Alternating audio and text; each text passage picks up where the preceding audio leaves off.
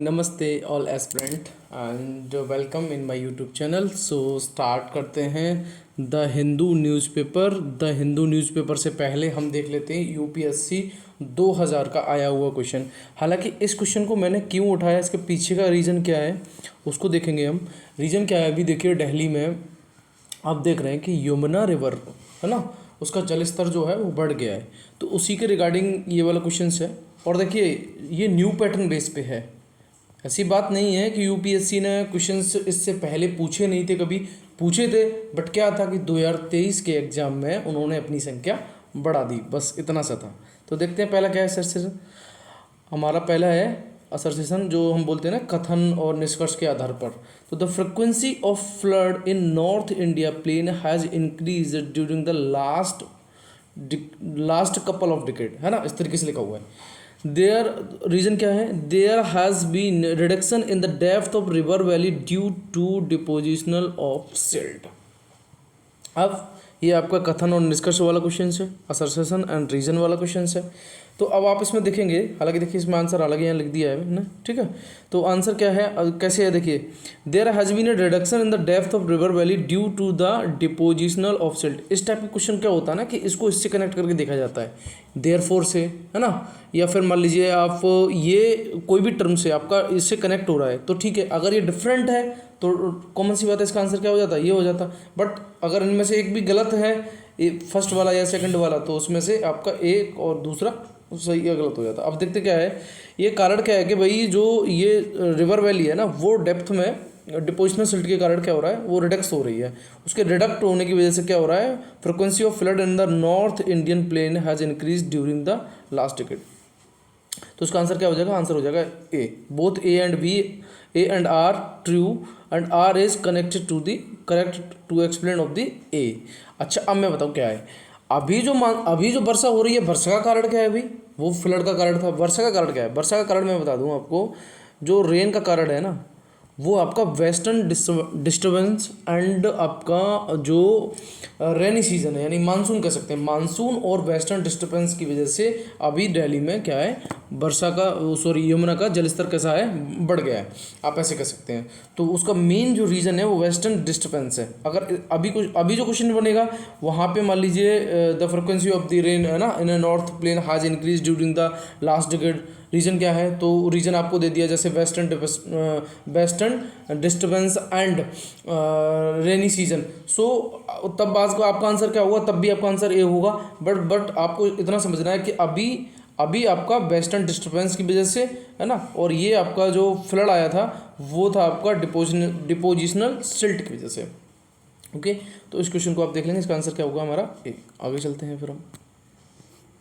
अब देखिए, अब आ गया अपना पीसी वेरी इंपॉर्टेंट, पीसी लगाना है हमें। पीसी बोले तो प्रीलिम्स करंट ये आपका काम आता है, चाहे एसएससी हो, सीजीएल हो, सब में काम आता है ये वाला पीसी, ठीक है। क्योंकि मैं इसको क्या करता हूँ, आपका पीआईबी या फिर मान लीजिए जो कुछ इंपॉर्टेंट साइट है फॉर द यूपीएससी, उनसे ये मैं करंट उठाता हूँ, तो उस करंट को हम देखने की कोशिश करते हैं। पहला हमारा पीसी में क्या है, फर्स्ट देखिए, ये है आपकी खैर पूजा, ठीक है। तो ये खैर पूजा ये क्या है, फेस्टिवल है। कहाँ का फेस्टिवल है ये, त्रिपुरा का। पहले तो आपको लोकेशन समझ लेनी है, कहाँ का फेस्टिवल है ये, त्रिपुरा का। तो खैर पूजा ये फेस्टिवल है त्रिपुरा का। अच्छा ये स्टेट तो इंडिया की है, बट आपका ये बांग्लादेश में भी मनाया जाता है।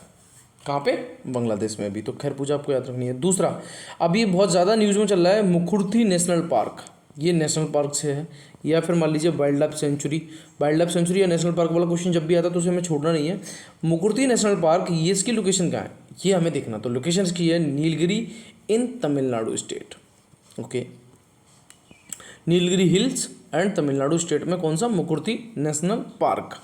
अच्छा ये अपना बॉर्डर जो है वो किसे शेयर करता है, कौन, मुखुर्थी नेशनल पार्क ये करेगा, देखिए मुदुमलाई नेशनल पार्क से और साइलेंट वैली नेशनल पार्क से। दो आपको याद रखने हैं अच्छी तरीके से। आपको ब्लैंक पेज लेके उसमें मैपिंग करना है, पर डे जो भी करंट अफेयर में कराता जा रहा हूँ उसका विशेष ध्यान रखना है। तो अभी तक हमें दो लोकेशन मिली, एक खैर और एक मुकुर्थी। खैर एक्चुअली में फेस्टिवल है, ये कहाँ का, त्रिपुरा का, बट बांग्लादेश में भी मनाया जाता है। मुकुर्थी नेशनल पार्क की बात करेंगे हम, तो ये आपका नीलगिरी हिल्स में तमिलनाडु में, पर ये अपना जो बॉर्डर है वो शेयर करता है साइलेंट वैली और मुदुमलाई नेशनल पार्क के साथ। आगे आती है फिर हमें एक डिजीज़ मिलती है, देखिए ये जो भी मैं यहाँ ब्रैकेट में लिख रहा हूँ ना, ये सारा आपका रिलेटेड है किससे, आपका प्रीलिम्स के सिलेबस से। तो अब यहाँ मिलता है आपको ब्रासोलिसिस। ब्रासोलिसिस ये किस टाइप की बीमारी है, ये बैक्टीरियल डिजीज़ है, पहले तो इतना क्लियर करना है हमें। तो ब्रासोलिसिस ये आपकी बैक्टीरियल डिजीज़ है, या फिर आप इसे कह सकते हैं जूनोटिक डिजीज़ है, and sorry bacterial disease and zoonotic disease दोनों ही बीमारी हैं ब्रुसेलोसिस, ठीक है। अच्छा, ये किसके द्वारा होती है ब्रुसेलोसिस, ये ब्रुसेला स्पेसीज, एक ब्रुसेला स्पेसीज है, उसके द्वारा ब्रुसेलोसिस डिजीज़ होती है। अच्छा, इससे कौन कौन इफेक्ट होता है, ये इन्फेक्ट करती है जैसे कैटल है, स्वाइन है, गॉड्स है, स्वीप है ना, डॉग्स है, एंड एनिमल टू ह्यूमन। और अब देखिए जेनेटिक का मतलब क्या होता है, मैं बता दूं आपको, अगर कोई भी बीमारी एनिमल से किस में जा रही है, अगर कोई भी डिजीज़ एनिमल से ह्यूमन में ट्रांसफर हो रही है, you can say it's a genetic disease. So brucellosis is a genetic disease because ये एनिमल टू ह्यूमन ट्रांसफर हो रही है। और इसकी केस किस केस की वजह से होती है, ये होती है ब्रुसेला स्पेसीज की वजह से, ठीक है। और ये आपका वायरल और फंगल नहीं है, ये आपकी बैक्टीरियल डिजीज़ है, तो इतना जरूर याद रखना है। अच्छा, अब हमें एक टर्म मिल जाता है, टर्म वेरी इंपॉर्टेंट। क्या होता है कि जब भी यूपीएससी का प्रीलिम्स के जब भी एमसीक्यू बनते हैं तो उनमें से 1 2 3 एवरी ईयर टर्म पूछे जाते हैं। तो यहाँ पे de dollarization, what is de dollarization, dollarization का मतलब क्या है भाई, डॉलराइजेशन का मतलब डॉलर का यूज़ करना, और डी डॉलराइजेशन का मतलब डॉलर का यूज़ नहीं करना, रिड्यूस करना, यू कैन से दैट। तो बांग्लादेश और इंडिया ने अभी क्या डिसाइडेड किया है कि जैसे वो रुपये एंड ढाका में क्या करेंगे, ट्रेड करेंगे। सो कंट्री, अब डी डॉलराइजेशन को हम थोड़ा सा समझ लेते हैं, क्या है, country reducing there reliance on the US dollar, ठीक है, सही बात है। यानी कंट्री क्या करती है, रिड्यूसिंग करती हैं किसमें, यूएस डॉलर में। स्ट्रेंथ है रीजनल करेंसी, और रीजनल करेंसी को वो क्या करती हैं, स्ट्रेंथ करती हैं। So it's called the de dollarization, understand. आगे चलते हैं, फिर हमें मिलती है एक स्कीम जिसका नाम है समर्थ स्कीम। ये स्कीम है, scheme very important for the prelims based MCQ. So Samarth scheme ये किससे रिलेटेड है, ये टेक्सटाइल से रिलेटेड है। किससे है ये, टेक्सटाइल से, बस इतना याद समझना है। और इसको देख कौन रहा है, मिनिस्ट्री ऑफ टेक्सटाइल, बस।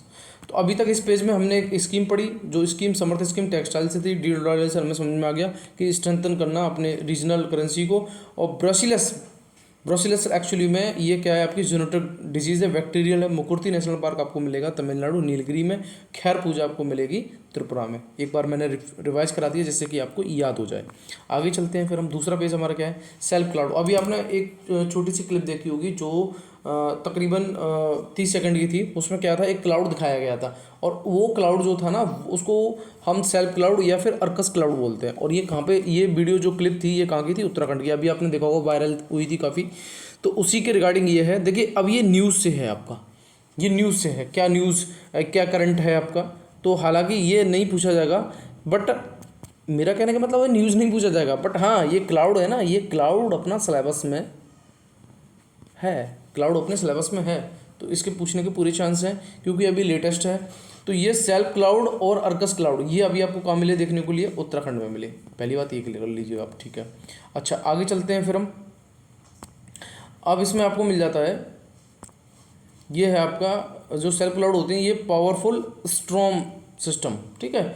और या फिर ये फनल क्लाउड या रोटेशन क्लाउड, इसमें ये वाले आपको कह सकते हैं आप, इसके फंक्शन है।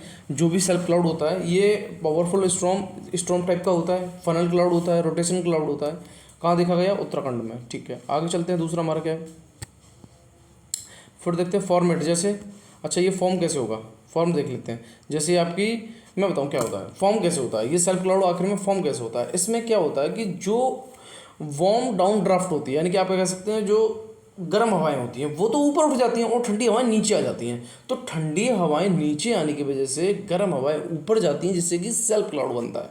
बस इतना समझना है, ठीक है। आगे चलते हैं, फिर हमें मिलता है गुलेरियन वेरेस सिंड्रोम। ये सिंड्रोम, ये भी एक डिजीज़ है। देखिए, डिजीज़ वाले क्वेश्चंस क्या होते हैं, वैसे अगर आप याद करेंगे तो याद नहीं होते हैं, बट जो न्यूज़ में रहते हैं उनको तो आपको डेफिनेटली देख के चलना है, क्वेश्चन वहीं से बनेगा। ये अभी जो डिजीज़ है ना, ये आपकी क्यूरेबल नहीं है। क्यूरेबल का मतलब है इसका अभी कोई हमारे पास ऐसा इंतजाम नहीं है कि इसकी हम अच्छे तरीके से वैक्सीनेशन या फिर हम दवा दे पाएँ, इसका कोई इंतजाम हमारे पास नहीं है अभी। ये एक्चुअली में है क्या, a condition in which human system attack the, इसमें क्या होता है, a condition in which human system attack the nervous system, जो हमारा ह्यूमन सिस्टम होता है वो किस पे अटैक करता है, नर्वस सिस्टम पे, और उस बीमारी को हम बोलते हैं गुइलेनियन वेरे सिंड्रोम, और इसलिए ये क्यूरेबल नहीं है अभी, इतना समझ लेना है आपको, ठीक है। ये अभी न्यूज़ में है। आगे चलते हैं। मैंने कहा था आपको हम पर डे एक बॉडी करके चलेंगे, क्योंकि हमारी एक बॉडी अगर हम तैयार करते हैं तो डेफिनेटली हमारे क्वेश्चंस सॉल्व होना स्टार्ट हो जाएंगे। इसको मैं कई बार करा चुका हूँ नाटो को, बट मैंने उसमें अपने नोट्स को शेयर किया था आपके साथ। अभी मैं इसको बॉडी को अपना करंट में ये चल रहा है, इसलिए कई बार आपने देखा होगा कि नाटो में उस कंट्री ने पार्टिसिपेट किया है, उसने पार्टिसिपेट किया, इसी के रिगार्डिंग ये बहुत ज़्यादा न्यूज़ में है, तो उसको देख लेते हैं। इसकी फुल फॉर्म है नॉर्थ अटलांटिक ट्रीटी ऑर्गेनाइजेशन, ये बॉडी है, ठीक है, नाटो। अब देखिए एक्चुअली में न्यूज़ में है क्यों, तो टर्की अपोजिंग स्वीडन, है ना, यानी कि टर्की जो है वो किसका अपोज कर रही है, स्वीडन का, ठीक है, वो शामिल ना हो उसमें। अब स्टेबलाइज कब हुआ था ये, 1949 में, बाई द वाशिंगटन ट्रीटी, किसके द्वारा, वाशिंगटन ट्रीटी। अच्छा, इसका एम क्या है, एम देख लेते हैं। ये स्टेबलाइज करता है military alliance against the USSR in European union, यानी कि यूरोपियन यूनियन में यूएसएसआर के जो मिलिट्री अलायंस है उसके अगेंस्ट, यानी आप एक भाषा में कह सकते हैं ये मिलिट्री अलायंस है, किसके अगेंस्ट है, यूएसएसआर के, कहाँ पर, यूरोपियन यूनियन में। क्लियर हो गया। दूसरा इसका क्या एम है, work as a collective defence principle, यानी कि ये किस पे काम करता है, कलेक्टिव डिफेंस प्रिंसिपल पे, ठीक।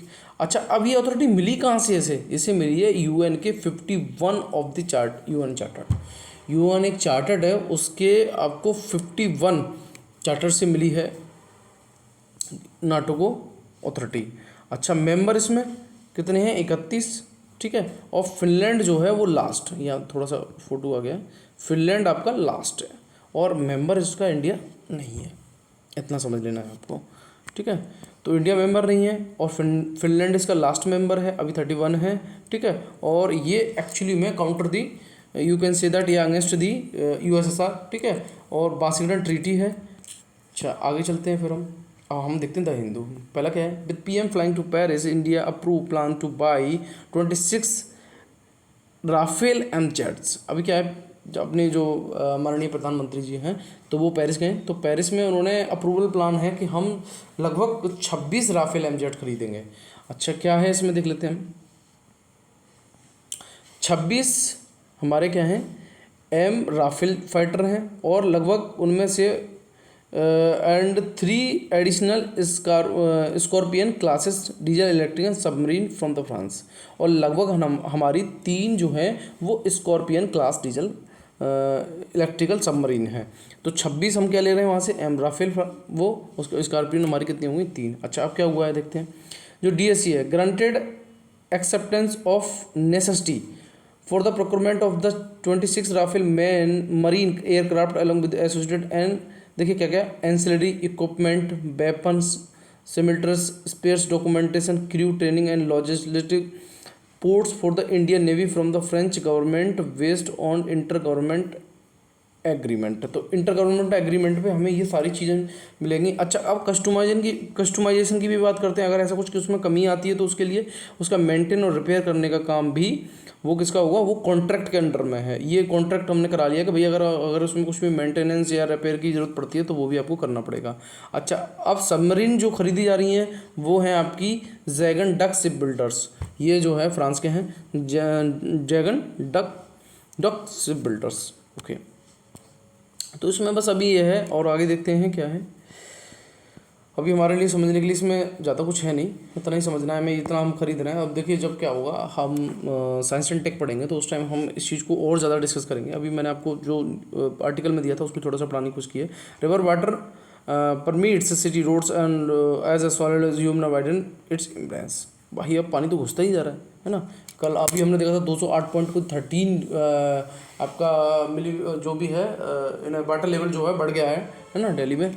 तो इसी में क्या है, देखिए मैं बताऊँ, अब इसमें आपके लिए समझने के लिए तो कुछ नहीं है, बस यही है कि भाई संडे तक स्कूल बंद रहेंगे और स्कूल कॉलेज सारी बंद रहेंगी और कुछ चीज़ें शिफ्ट भी कर दी गई हैं, है ना। और अभी एक मीटिंग बुलाई केजरीवाल जी ने, है ना, और उस मीटिंग में क्या था, जैसे आपका इंटरस्टेट बसेस हैं फ्रॉम हरियाणा, हिमाचल प्रदेश और जो चंडीगढ़ है, जम्मू कश्मीर है और उसके बाद उत्तराखंड है, इनको टर्मिनेट कर दिया गया है। कहाँ से, ISBT कश्मीरी गेट से। अब ये सर्विस आपको मिलेगी चिंगू बॉर्डर से, तो ये एक बहुत बड़ी अभी हम देख रहे हैं नेचुरल कैलेमिटी है north Delhi.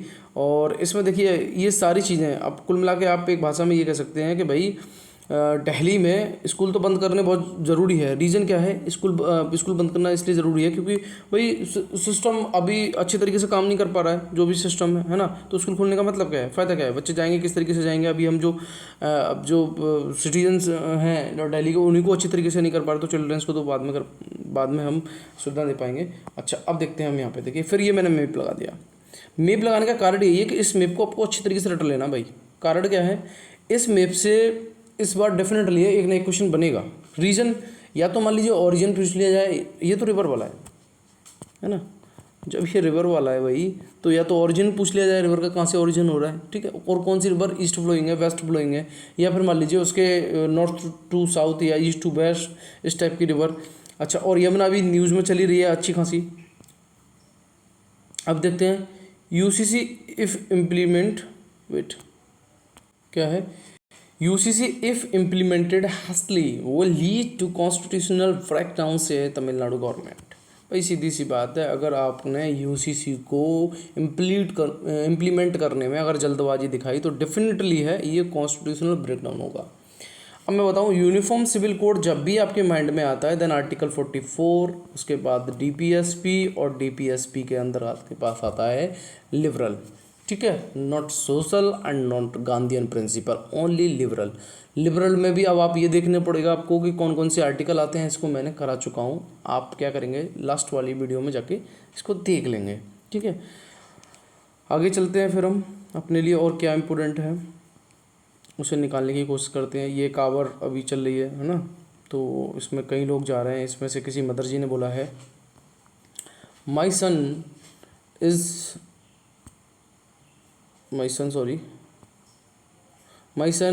is just 10 month old and I am so proud that he is a part of Kanwar यात्रा at the young age। कुल मिला के ये है कि वो 10 महीने का है और उसकी माँ कांवर यात्रा ले जा रही नहीं, तो उसी के रिगार्डिंग ये है कि तो Kanwar Yatra it's not related to our prelims base, but अगर आपके पास टाइम है तो ईजिली रीड, इसको आप आराम से रीड करें। अच्छा अब देखिए, an unexpectable verdict in the constitution sense, ये एक्चुअली में लिविंग रिलेशनशिप पर रहने वाले दो कपल थे उनके रिगार्डिंग है ये, तो इसमें हमारे लिए कुछ निकालने के लिए नहीं था, बट हाँ ये है, इसको हम देख लेते हैं। Scientist need the oxygen of free speech. भाई साइंटिस्ट को आवश्यकता है कि भाई वो जो भी स्पीच दे रहा है वो ऑक्सीजन फ्री दे। अब ये थोड़ी है कि साइंटिस्ट है तो वो हमसे हमेशा जो भी बात कहेगा तो वो ऑक्सीजन लगा के कहेगा, है ना। Oxygen you can say that oxygen जो लगाई जाती है ना वो लगा के कहेगा। अच्छा इन्होंने देखिए मैं बताऊँ राजू सर ने क्या है, राजू सर ने अभी एक बहुत अच्छा मुद्दा उठाया, और इस मुद्दे में क्या था कि पिछले सप्ताह की बात है, लगभग 500 जो साइंटिस्ट थे, वेट,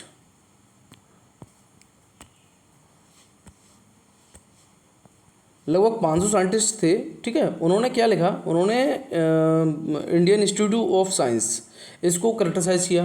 क्यों किया भाई, इसके एडमिनिस्ट्रेटिव सिस्टम में जो आपका अनलॉफुल एक्टिविटी प्रिवेंशन एक्ट, तो जो अनलॉफुल यूपा कह सकते हैं आप, यूपा को, वेट अभी आप इतना समझिएगा कि यूपा को इन्होंने क्रिटिसाइज़ किया 500 साइंटिस्टों ने। तो इसमें क्या हुआ कि जो जिस जगह साइंटिस्ट काम कर रहे थे, जो रिसर्च इंस्टीट्यूट थे, उन लोगों ने क्या किया, जैसे रिसर्च इंस्टीट्यूट कौन कौन से, मोहाली का था, पंजाब, है ना, इन्होंने क्या किया, नोटिस इशू कर दिया इनके खिलाफ, और उनमें से 2 को क्या कर दिया, सस्पेंड कर दिया। तो उसी के रिगार्डिंग है भाई, क्या सोशल यूपा एक्चुअली में एक सोशल आप कह सकते हैं एक सोशल डिबेट वाला टॉपिक है। तो यूपा को इन साइंटिस्टों ने क्या किया, थोड़ा सा डिस्कस कर दिया। तो इसी के रिगार्डिंग जिस रिसर्च इंस्टीट्यूट में वो लोग काम कर रहे थे, उसी रिसर्च इंस्टीट्यूट में उनके खिलाफ क्या दे दिए गए, नोटिस दे दिए गए। तो ये जब इशू कर दिया गया तो इसी के रिगार्डिंग क्या है, साइंटिफिक, यहाँ क्या एक ही बात और कही है, scientific research institute are part of the broader society and so their member have the same constitutional right as other to participate in social discuss. यानी कुल मिला के ये कि साइंटिस्ट को भी वही राइट है जो एक इंडियन सिटीजन को है किसी भी सोशल इशू या सोशल चीज़ों को डिबेट करने के लिए, डिस्कस करने के लिए, तो वही चीज़ें आप नोटिस नहीं दे सकते उनके खिलाफ। इस तरह की कुछ बातें चली गई हैं, है ना। अब देखते हैं साइंस हैज़ मल्टीपल लिंक। अब narrow perspective might suggest that scientist should restrict themself to science and stay away from the social question. मतलब आप सिर्फ साइंस में ही घुसे रहिएगा, आप और जो सोशल क्वेश्चंस है आप उनको दूर रहिएगा। इस टाइप की ये एक नैरो सोच है ना। अच्छा, अब हम देखते हैं एक्चुअली में उन्होंने ऐसी बात बोल दी क्या, तो ये चीज़ है क्या, ये रायता क्या है, यूपा क्या है, तो यूपा देखने की कोशिश करते हैं। देखिए, the unlawful activity prevention act 1967, पहले तो आप इसको समझिए, इसकी फुल फॉर्म है यूपा 1967 वाला। ये प्रोवाइड करता है क्या, for the more effective prevention of certain unlawful activity of individual. किसी इंडिविजुअल के खिलाफ अगर अनलॉफुल एक्टिविटी हो रही है तब भी ये इसको प्रिवेंट करने का काम करता है। And association and for dealing with the terrorist activity, और ये जो टेररिस्ट एक्टिविटी होती है उसको भी ये क्या करता है, डील करता है। यहाँ तक क्लियर हुआ क्या, यूपा। तो उसी के रिगार्डिंग उन्होंने कुछ बोल दिया, तो जो उनके रिसर्च इंस्टीट्यूट है उन्होंने बोला भाई आप ऐसा नहीं बोल सकते, वही सीधी सी बात है, क्या है कि आप हमारे यहाँ काम करते हैं तो जो हम कहेंगे वही आप करिएगा, ठीक है। उसके बाद एक्स्ट्रा आप एक वर्ड नहीं बोल सकते, बोलेंगे तो हम आपको काम से निकाल देंगे, बस यही है। अच्छा, अब क्या हुआ देखिए, an engagement with social issue. तो इसी तरीके से केरला, ये है आपका Kerala Shastra Sahitya Prasad, who slogan is science for social revolution. इन्होंने एक स्लोगन दिया, उसमें ये बात कही कि भाई साइंस जो है वो सोशल रिवोल्यूशन के लिए है, ठीक है। India people science network has consistently advocated that science be used for the social benefit rather than private profit. अब ये भाई साइंस वाले जो साइंटिस्ट काम कर रहे हैं वो किसके लिए काम कर रहे हैं, अपने लिए तो काम नहीं कर रहे हैं। उनकी जो भी इन्वेंशन होती है, जो भी इन्वेंट करते हैं, वो सारा किसके काम आता है, सोशल के काम आता है। जब सोशल के काम आता है तो वो सोशल जो भी इशू हैं क्या उन पर उनको बोलने का राइट नहीं है ना। इसी तरीके क्या ऑक्सीजन लगा के रहें वो जो कुछ भी ना बोलें, तो उसी के रिगार्डिंग ये आर्टिकल है। और इस रिगार्डिंग में हमें यही समझने की कोशिश की कि भाई किस तरीके से प्रेशराइज किया जाता है कि अगर आप अपनी बात भी नहीं रख सकते, ठीक है। अब प्रेशर है, गिव इन द फैक्ट, यही सब सारी कहानी है। और इसमें it is the time for the member of Indian scientific community to put this value into practice in their own institute. यानी कि यही वो समय है जब इंडियन रिसर्च इंस्टीट्यूट में जो भी काम करते हैं उनको अपनी वैल्यू को रखना है। अच्छा, यही देखिए, फिर बस कुछ नहीं है इसमें, आगे चलते हैं फिर हम। तो ये आर्टिकल आपको समझ में आ गया। इसमें अगर प्रीलिम्स के लिए आपके लिए कुछ निकालने के लिए है तो वो है आपके लिए यूपा। यूपा आप एक और देख लेंगे, है ना, व्हाट इज यूपा, इसको आप एक और देख लेंगे, मैंने इसमें करा ही दिया है, तो आप यहाँ से भी नोट कर सकते हैं। अच्छा, आगे चलते हैं। ओपिनियन में पढ़ाता नहीं क्योंकि ओपिनियन आप देख लिया करो, ये खुद के होते हैं। अब देखते हैं the first GSI survey of Siachen. ये सियाचिन है ना, ये इंडिया है पाकिस्तान के, आप कह सकते हैं उन्हीं के बॉर्डर पे है ना। तो इसमें देखिए 1950 में जब हमें स्वतंत्रता मिली तो लगभग उसके 8 साल बाद एक BK रैना जी जो कि इसके प्रेसिडेंट थे, है ना, अ टॉप इंडियन जियोलॉजिस्ट, इन्होंने क्या किया था, एक सर्वे किया था सियाचिन ग्लेशियर का। उस टाइम तो पाकिस्तान कहीं दूर दूर तक नजर नहीं आ रहा था। पिछले 25 साल में पाकिस्तान उस पर अपना क्लेम करता है कि सियाचिन ग्लेशियर हमारा है। अरे भाई तेरे को आपको बोलना था तो आप पहले बोल सकते थे 1958 में, तब तक आपका सियाचिन ग्लेशियर को लेकर कोई भी विवाद नहीं था। 25 साल पहले 1983 में आपने, या 85 में आई थिंक, तब से आपने फिर विवाद करना शुरू कर दिया, है ना, जो सीज फायर केस कुछ था उसमें। तो अब देखते हैं क्या है, अब इसमें हमें समझना क्या है वो हम समझते हैं। 2 पॉइंट है, एक है आपका NJ 9842 as it is the last mutually demarcated point between the India and Pakistan as per the Karachi ceasefire agreement. Karachi ceasefire agreement 1949 में हुआ था, उसमें लास्ट पॉइंट इंडिया और पाकिस्तान का है, वो है आपका NJ 9842। ठीक है साहब, क्लियर है यहाँ तक। आगे क्या हुआ था उसी तरीके से, not many people familiar with the 5Q13105084 stand for, this is the number assign to the Siachen glacier by the geological survey of India. भाई ये वाला नंबर तो जियोलॉजिकल सर्वे ऑफ इंडिया यानी कि 1958 BK रैना सर ने दिया, तो हमें इसके बारे में तो पता था इंडिया को 9842 कि वही ये एक्चुअली में कराची सीज फायर एग्रीमेंट हुआ था, उस टाइम ये डिक्लेयर था कि हमारा लास्ट पॉइंट क्या है, बट सियाचिन ग्लेशियर के बारे में तो कोई बात ही नहीं हुई थी। अच्छा ठीक है साहब, आगे क्या है, तो फर्स्ट सियाचिन जो सर्वे हुआ था वो लगभग हुआ था 1958 में, एग्जैक्टली 65 साल पहले। किसने किया था, वीके रैना सर ने। किसने किया? वीके रैना सर ने। अभी देखिए मैं बता दूंगा इसमें से प्रीलिम्स के लिए हमारे लिए क्या है, पढ़ने के लिए क्या निकालना है हमें। ये तो चलिए हम कहानी पढ़ रहे हैं, हिस्टोरिकल बैकग्राउंड तो आपसे नहीं पूछेगा वो, है ना। हिस्टोरिकल सियाचिन ग्लेशियर का हिस्टोरिकल बैकग्राउंड क्या है ये नहीं पूछेगा प्रीलिम्स में, बट हाँ मेंस के लिए थोड़ा सा आपके लिए इंपॉर्टेंट है।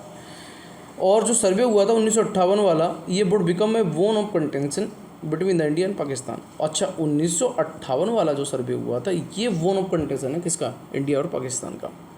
बोन ऑफ कंटेंशन का मतलब है झगड़े की जड़। अच्छा आगे फिर क्या है? Pakistan non chanceless. अच्छा यहाँ पे देखिए, no claim to the glacier. How for a country which for long has relied or incorrect maps and conscript permission sought by the various explorer from it bluster it claim to the Siachen Pakistan continues and complete silence on the first geological survey of India expenditure to the glacier 1958 in the defending। अब आप देख रहे हैं ना यहाँ पे क्या हुआ ना, जब फर्स्ट सर्वे हुआ था उस टाइम तो भाई बिल्कुल तो मेयर म्यूट था, आप बोल ही नहीं रहे कुछ भी, आपको कुछ है या नहीं है। अब आप क्लेम कर रहे हैं 25 साल पहले, है ना। अच्छा तो यही सारी है इसमें कहानी। अब हमारे लिए इसमें पढ़ने के लिए क्या है, प्रीलिम्स के लिए हमें क्या निकालना है वो निकाल लेते हैं। पहला है Siachen glacier is situated to the. Siachen glacier कहाँ पर सिचुएटेड है? दो टाइप के क्वेश्चन है, दोनों सेम क्वेश्चन हैं। अब आप ये सोचेंगे कि एक क्वेश्चन हमने लगा लिया तो ये वाला क्वेश्चन इस बेस पे हो जाएगा, इस बेस पे हो जाएगा। Siachen glacier is situated east of Aksai Chin, भाई यहाँ तो है नहीं है। नॉर्थ ऑफ गिलगिट, यहाँ भी नहीं है। ईस्ट ऑफ ले, यहाँ भी नहीं है। नॉर्थ ऑफ नुब्रा वैली, कहाँ पर है ये? North of Nubra valley. तो आपका Siachen glacier is situated to कहाँ पर? नुब्रा वैली पर। नुब्रा वैली का क्वेश्चन का आपको क्लियर कर दूँ बहुत अच्छी तरीके से। नुब्रा वैली का क्वेश्चन यूपीएससी में आ चुका है और आई थिंक सियाचिन ग्लेशियर पे भी क्वेश्चन आ चुका है। अब एक क्वेश्चन और देख लेते हैं, बिल्कुल डिक्टो यही है। देखिए दोनों ही सेम है, थोड़ा सा अंतर है। यहाँ पर रेंज पूछी गई है, सियाचिन ग्लेशियर की आखिर में रेंज कहाँ है। अब ये है आपका Siachen glacier is situated in Karakoram range, Pir Panjal range, Kumaon Garhwal range या सेंट्रल नेपाल रेंज। नेपाल तो बहुत दूर रहा भाई, कुमायूं का कोई मतलब नहीं है वहाँ पे, पीर पांजाल तो बहुत नीचे आ गई, तो हमारा क्या हुआ? काराकोरम रेंज। तो इसमें आपको दो चीज़ें बहुत अच्छी तरीके से समझनी थी कि सियाचिन ग्लेशियर जो है ना प्रीलिम्स बेस के लिए नुब्रा वैली पर है, वो भी नॉर्थ में, नॉट ए साउथ, और काराकोरम रेंज पर। ठीक है आगे चलते हैं फिर हम। ये थिएटर का है, थोड़ा सा आप देख लेंगे इसे। European parliament ask India to act promptly to end Manipur violence. अब देखिए यूरोपियन, भाई यूरोपियन को क्या पड़ी है, जो कि यूरोपियन पार्लियामेंट भाई उसको क्या पड़ा है जो इंडिया से पूछे कि भैया आप मणिपुर वाला मुद्दा कब सॉल्व कर रहे हो। भाई कारण क्या है ना कि वहाँ क्रिश्चियन भी रहते हैं, कुकी, मैती और जो नागा ट्राइब्स हैं उनमें तो फाइट चली रही है, बट कुछ क्रिश्चियंस भी रहते हैं। उसी के रिगार्डिंग क्या है कि यूरोपियन पार्लियामेंट ने इंडिया से पूछा कि भाई आप इसको प्रमोटली एंड करो मणिपुर वायलेंस को, जो भी है उसमें जो भी समस्याएं। तो मणिपुर में देखिए हमें अब यहाँ तो ये नहीं पूछा जाएगा आपसे प्रीलिम्स के भाई किसने कहा था कि आप मणिपुर वायलेंस को एंड करो, नहीं, ये प्रीलिम्स के लिए नहीं है, ये एसएससी के लिए नहीं है। अब आपके लिए पढ़ने के लिए क्या है, उसमें पढ़ने के लिए आपके लिए है मणिपुर की ट्राइब्स, ये फाइट किस में चल रही है, ठीक है। उसके बाद जो फाइट चल रही है उसके बाद किसकी पॉपुलेशन ज़्यादा है, तो इसको मैं डिस्कस करा चुका हूँ। इसको आप क्या करेंगे लास्ट वाली वीडियो में जाके देख लेंगे, ठीक है। अब क्या है इसमें आपको कुकी और मैती, ठीक है, ये तो ट्राइब्स आपको याद ही रखनी है। ये कहाँ पर है आपकी? मणिपुर में है। और जो ट्राइब्स भी आपकी कहाँ है? मणिपुर में। फाइट किस में चल रही है? कुकी और मैती में चल रही है, ठीक है। उसी के विरुद्ध कभी अभी कुछ लोग और अरेस्ट कर लिया गया। अच्छा आगे देखते हैं फिर हम। अब देखिए Ukraine war not a priority of G20 president से इंडिया। भाई Ukraine war not a priority, Ukraine जो वार है ना वो हमारी प्रायोरिटी नहीं है G20 प्रेसिडेंसी से इंडिया। अभी क्या है मैं बताऊँ, इसकी मीटिंग चल रही है, ठीक है। और इस मीटिंग में हम्पी में मिस्टर कांत ने ये कहा, mister Kant was speaking to press persons at the start of third meeting of the Sherpas personals perspective of the head of government preparing for the summit of G20 countries and special entities the temple Hampi Karnataka. वही मैंने बात कही आपसे, हम्पी कर्नाटका में अभी उन्होंने यही बात कही कि भाई हमारी फाइट जो है ना वो यूक्रेन और रसिया से फाइट जो वॉर हो रहा है उसके बीच में हमारी फाइट नहीं है, हम उसमें बीच में पिसना नहीं चाहते। भाई हमें क्या चाहिए, हम किसकी बात करते हैं, उन्होंने लिस्टेड किया, जैसे डेवलपमेंट है आपका, ठीक है, ग्रोथ की बात करी, और फाइनेंस की बात करी, मल्टीलेटरल इंस्टीट्यूशन की बात करी, टेक्नोलॉजी की बात करी, ट्रांसफॉर्मिंग की बात करी, supporting of UN SDG goals की बात करी। देखिए इंडिया की एक खासियत बात है, वो कभी किसी से पहले नहीं लड़ता। अगर हाँ आप अटक करेंगे तो अपना प्यारा भारत छोड़ता कहाँ है फिर आपको, ठीक है। तो अब इसमें हमारे पास निकालने के लिए क्या है, क्या हमको प्रीलिम्स में देखना है, उसको हम देख लेते हैं थोड़ा सा। G20, ठीक है, G7 G8 G20, हालांकि मैं इनको करा चुका हूँ, फिर भी मैं एक बार, जो लास्ट वाले स्टूडेंट हैं उनका रिवाइज हो जाएगा, जो फ्रेशर हैं उनको पहली बार देखने को मिल जाएगा। G7 कंट्री, G8 कंट्री और G20 कंट्री, भाई वेरी वेरी इंपॉर्टेंट, बहुत ज़्यादा न्यूज़ में रहे तो इसलिए इनको एक बार आप देख लेंगे। पहले हम G4 से स्टार्ट कर लेते हैं। G4 का मतलब है GB है ना, G for Germany, B for Brazil और J फॉर जापान और I फॉर आपका इंडिया। तो 4 तो कंट्री आपको ये G4 की याद रखनी है, GB, ठीक है। अच्छा अब देखते हैं हम G7 कंट्री कौन सी है, इनको मैं करा चुका, ट्रिक एक बार और फिर देख लेते हैं हम कौन सी है। वो है आपकी जूस गर्लफ्रेंड, जूस पीना आपको गर्लफ्रेंड के संग, ठीक है। तो ये होगा J for Japan, U for USA, I for Italy, C for Canada, E for England और J for Germany, F for France. Clear है यहाँ तक। अब यानी कि आपने जूस पिया साथ किसके, रशियन गर्लफ्रेंड के, तो ये आपके G8 हो जाएंगे। बस जूस इसमें आपको क्या ऐड कर देना है, रसिया, बस उसके बाद कुछ ऐड नहीं करना आपको, और ये सारे निकल आएंगे, जैसे Japan, USA, Italy, Canada, England, उसके बाद आपका रसिया, ओके, और फिर आपका जर्मनी, ओके, फिर आपका फ्रांस। क्लियर। अच्छा अब हमें क्या करना है, G20 तक पहुंचना है हमें। तो G20 तक पहुंचने के लिए अपने G7 कंट्री याद होनी चाहिए, G8 कंट्री याद होनी चाहिए, G4 का कोई मतलब नहीं है यहाँ पे। तो G8 कंट्री, ठीक है, जूस विद रशियन गर्लफ्रेंड। अगर मैंने जूस रशियन गर्लफ्रेंड के साथ पी लिया तो अब मैं SSC IIT सा, जूस पीने के बाद भाई मैं SSC और IIT को निकाल दूंगा, आप ऐसे समझते हैं। अब मैं SSC IIT सा, तो अब आपको G8 तो याद ही है, अब आपको जो 12 कंट्री बचे उनको देख लेना है G20 में कौन कौन से हैं। Argentina, Brazil, Mexico, European union ने ये अभी मणिपुर को बोला है कि भाई आप ये सब ठीक ठाक करिए क्योंकि हमारे वहाँ क्रिश्चियन भी रहते हैं। उसके बाद south Africa, south Korea, China. अच्छा उसके बाद आ जाते हैं हम फिर इंडिया, इंडोनेशिया, टर्की और सऊदी अरेबिया और ऑस्ट्रेलिया। क्लियर हो गया यहाँ तक, ठीक है। तो आपको ये कंट्री ज़रूर देख लेनी है, G7, G8 और G20 और G4। अच्छा आगे चलते हैं फिर हम। अब देखिए India third moon mission all set to be launch today, आज होगा, कल अच्छे तरीके से पढ़ेंगे, बेहतरीन तरीके से पढ़ेंगे, ठीक है। अच्छा अब यहाँ पे है BSSC unit to undertake system checkout ahead. अब इसकी चेकिंग कौन कर रहे हैं, वो कर रहे हैं विक्रम साराभाई स्पेस सेंटर, ठीक है। तो इसको हम कल पढ़ेंगे, बहुत अच्छे तरीके से कवर करेंगे और बहुत बेहतरीन तरीके से करेंगे कि भाई आखिर में 2008 वाला पहला चंद्रयान फर्स्ट, उसके बाद 2019 वाला इसमें हम असफल रहे, उसके बाद अपना ये 2023। देखिए डेट भी इसकी क्या थी, आई थिंक 15 जुलाई थी, जो हमारा दूसरा वाला गया था, जिसमें एक्चुअली में हम लैंडिंग और आपका रोवर, ये दोनों ही हमारे ब्रेक डाउन हो गए थे, लैंडर एंड रोवर दोनों ब्रेक डाउन हो गए थे। बट हमारा ऑर्बिट आज भी काम कर रहा है, तो जो ऑर्बिट हमारा काम आज कर रहा है ना, तो इसलिए हम जो अभी चंद्रयान थर्ड भेज रहे हैं उसमें हम ऑर्बिटर को नहीं भेजेंगे, क्योंकि कारण क्या है, ये वहाँ हमारा उससे कनेक्शन जुड़ा हुआ है, उसको हम वहीं से लिंक करके उसमें एडजस्ट करेंगे। तो इसको हम बहुत अच्छे तरीके से कवर करने वाले हैं। फिलहाल आपको इतना ही समझना है कि चंद्रयान अभी फ़िलहाल आज के लिए मैं इतना बता दे रहा हूँ, चंद्रयान 3 तक हम पहुँचे हैं। तो पहला वाला कब आया था, 2008, दूसरा वाला 2019 और तीसरा वाला 2023, लगभग उसके 4 साल बाद। और एक वीडियो कई बार वायरल हुआ था जिसमें प्रधानमंत्री नरेंद्र मोदी से इसरो के जो चीफ हैं वो गले लगकर रोए थे। अच्छा आगे देखते हैं, प्रपोज जो national research foundation looks to tap CSR to address funding concern. देखिए मैं बताऊँ क्या, अभी ये पार्लियामेंट ने ये वाला बिल जो है पास कर दिया।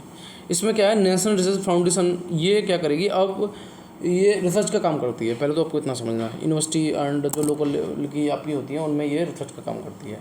तो लगभग 36% इंडिया रिसर्च जो है वो 1.2 lakh crore come from the private sector 2019-20। कुल मिला के 36% जो रिसर्च हो रही है इंडिया में, उसमें लगभग 1.2 लाख करोड़ रुपये कहाँ से आ रहा है, प्राइवेट सेक्टर से। इन किस रूप में, CSR में। ठीक है। तो इसको हमने कल कवर कर लिया था, हालांकि इसको एक बार बस देख लें, इसका मेन ऑब्जेक्टिव क्या है एनआरएफ का। तो उसका मेन ऑब्जेक्टिव देख लेते हैं, boost private sector contribution to research in India and ensure that greater slash to funds make its way to state university and college. समझ रहे हैं ना, ये क्या करता है, बूस्ट करता है प्राइवेट सेक्टर को कंट्रीब्यूट करने के लिए, किसमें, रिसर्च करने में, ठीक है।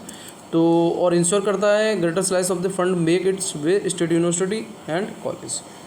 बस एनआरएफ में इतना ही समझना था हमें। अच्छा, अभी एक्चुअली में ये पास हुआ है, तो आई थिंक मुझे नहीं लगता कि क्वेश्चन इस पर बनेगा।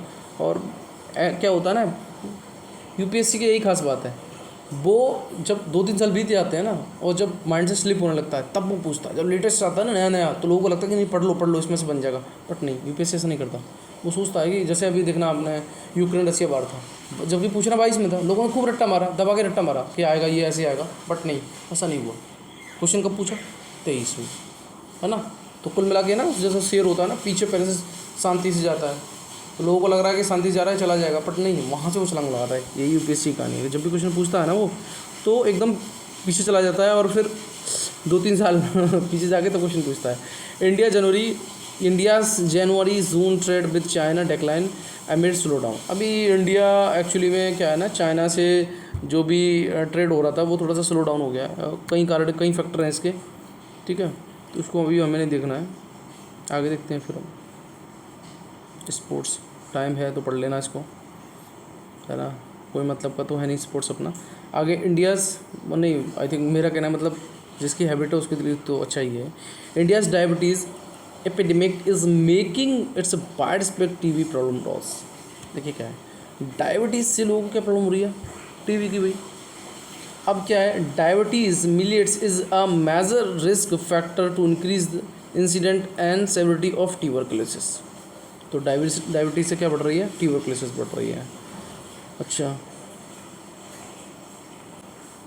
अब देखिए मैं बताऊँ क्या है इसमें।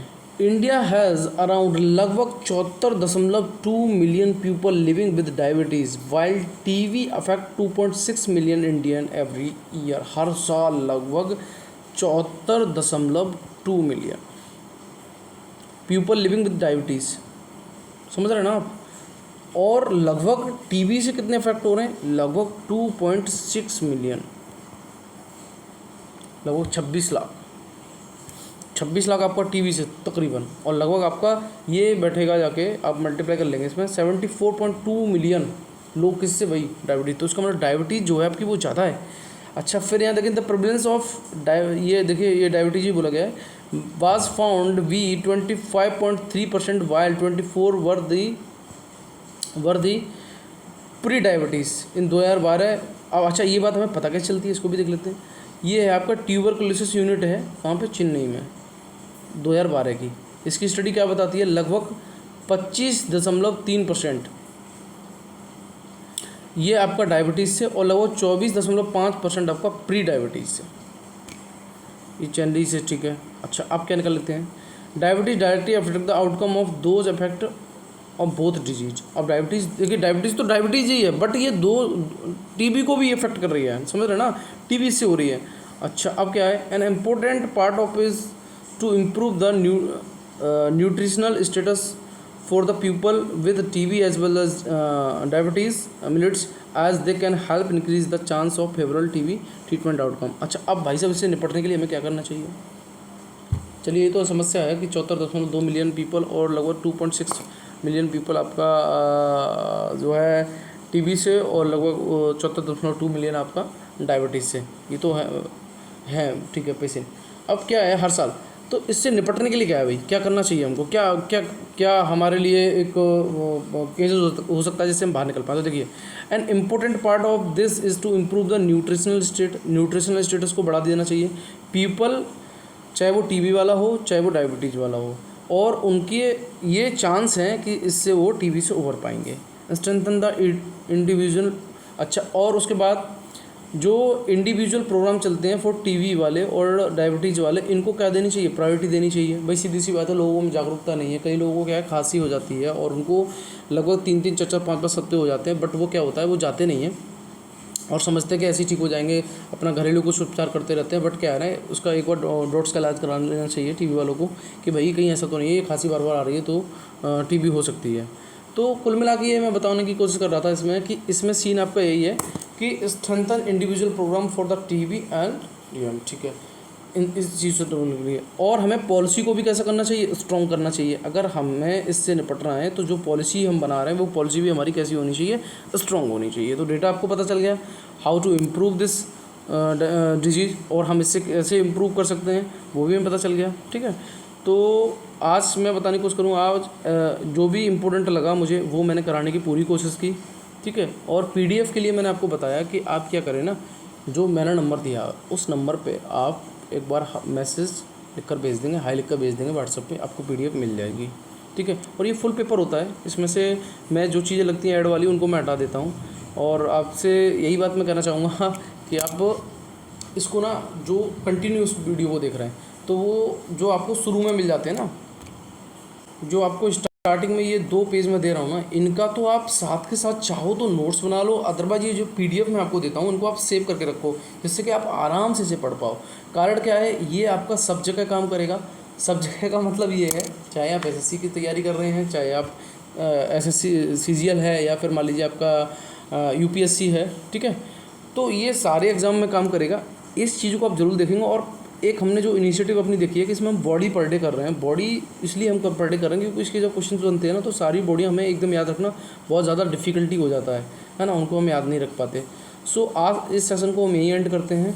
एंड वीडियो को आप लाइक, शेयर एंड सब्सक्राइब करें, और जो भी आपके जानने में तैयारी कर रहे हैं उनको ज़रूर बताएं इस इनिशिएटिव के बारे में। हालांकि अभी स्टार्टिंग है, और उसके बाद कंटिन्यू बने रहें इन वीडियो पे। ठीक है, और जो भी मैं नोट शेयर करता हूँ उनको आप एक बार अपने चाहे नोट कर लीजिएगा, या फिर मान लीजिए इस PDF को सेव करके कहीं भी रख लीजिएगा, जैसे कि आप इसको रिवाइज कर पाओ। और वीकली बेसिस पे हम क्या करेंगे, अपना करंट अफेयर जो वीकली पे जो भी होता है उसको लेके आएंगे। ठीक है, so thank you so much.